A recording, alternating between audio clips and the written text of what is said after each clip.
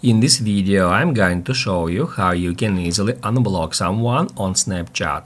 Be sure to watch the video to the very end so you don't make any mistakes. Let's get started, guys, and first off we need to open up Snapchat app and then tap right here at our profile picture. After that, tap at that gear to go to settings and then scroll down until under privacy control section you will find blocked users. If you get into that option, it will show you all the users you have blocked. Here, as you can see, I got just one person.